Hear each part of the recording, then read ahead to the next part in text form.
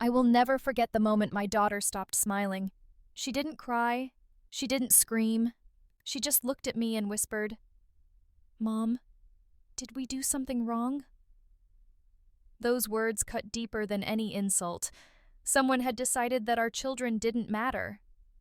A few hours later, my husband stood with his phone. What he did next didn't just end a birthday party. It quietly destroyed a deal, a family reputation, and a lie that had lasted years. I'm Allison, in my early 30s, married, with 2 children who still believe the world is mostly fair if you explain things carefully enough. At work, I solve problems for others, under constant pressure. At home, I protect simplicity. Dinner together, homework spread on the counter. A house that feels safe even when the world outside doesn't. That Tuesday evening, I stirred pasta sauce while my daughter colored and my son lined up his toy cars. David wasn't home yet, but he always made it back in time to tuck the kids in. Then the phone rang.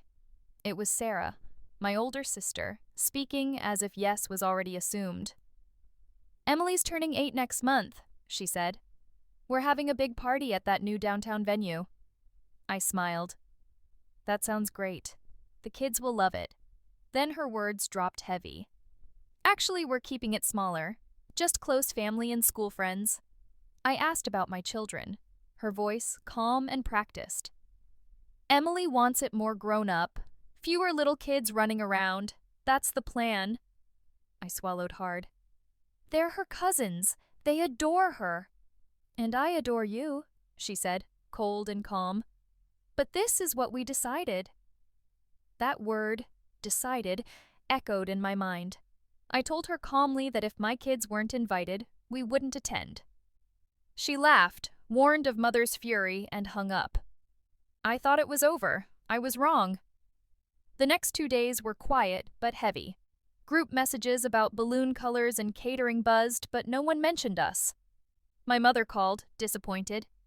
"Sarah said you're not coming. Why?" I explained. "It's her choice," she said. "It's just one party." "It's not just one party," I whispered. "It's about how she treated my children." The line went dead. Pressure came from all sides. My brother said he understood but would still bring his kids. Aunts chimed in with advice about family unity. Small things, they called it. David noticed my tension. He started coming home earlier, watching quietly, alert. That's how he always is when something feels off, silent, but ready. The day of the party arrived, bright and unfair. David suggested a distraction. We went to the city aquarium, the blue tanks, the drifting stingrays, the penguins diving. My kids laughed. My son pressed his face to the glass. My daughter taught her brother a game she invented. For a moment, it worked. We had protected them, or so I thought. Then my daughter tugged my sleeve. "Mom, is Emily's birthday today?" The words fell like a dropped plate. Grandma had asked her about her dress. I knelt to her level. "We're not going," I said carefully. Her smile vanished. "Why not?" I swallowed, searching for words that wouldn't hurt her. "Sometimes parties are just for certain people." Her eyes filled. "But I'm her cousin." My son started crying, hiccuping sobs. David picked him up, pressed his forehead to his hair, and said, "We're going home." The drive was silent. I tried to soothe the pain with a movie and snacks. David disappeared into his office. His quiet murmur reached me, controlled, not angry. I realized staying quiet hadn't protected anyone. An hour later, I walked into David's office. His expression was calm, resolute. "They made our children cry," he said. "I won't overlook that." I understood. Whatever came next, it wasn't going to be gentle. He turned his phone to me, emails about approvals, timelines, contracts. "Sarah's husband has been chasing a major deal for months," he said. I looked closer. "You ended it?" "Yes." My first instinct wasn't relief, it was fear. "You didn't do this over a party, right?" I whispered. "No," he said. "I did it because someone decided our children were disposable." The phone started buzzing.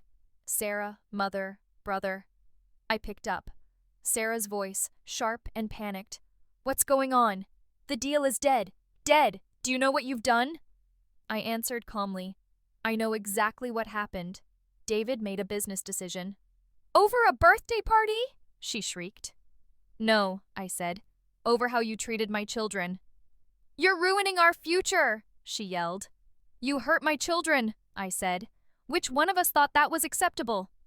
Silence filled the line. She hung up. The afternoon blurred. Messages, calls, opinions. David ignored it all. He closed his laptop and went to the living room, sitting with our kids, blankets and popcorn around them. Nothing else mattered. That night, Sarah came to our door, alone, tired, small, defeated. "I didn't realize it would go this far," she whispered. "Then you didn't think hard enough," I replied. "I told myself it was just one party," she said. "I didn't think they would even notice." "They noticed," I said. "They asked why you didn't like them." She admitted. "I was jealous. I wanted one day without comparison." "So you made my children pay for your feelings?" I asked. She nodded. "I was wrong. Terribly wrong." I instructed. "Apologize to them. Not to me. To them." She promised she would. David didn't reverse his decision. "It's not punishment," he said later. "It's a boundary. I won't partner with people who think hurting children is negotiable." The fallout was immediate. Deals collapsed. Plans changed. But my kids were safe. A week later, Sarah returned with Emily. She knelt, eyes level, apologized sincerely. My children forgave her instantly. Adults took longer to heal. Life slowly returned to its rhythm. Homework, bedtime, pancakes on weekends. My kids remembered the cake we shared, not the one they missed. I carried the memory with gratitude. They learned something important. When someone treats you as less than, the people who love you will stand up. No explanations, no compromises, just love with a backbone. Boundaries don't break families. Silence does.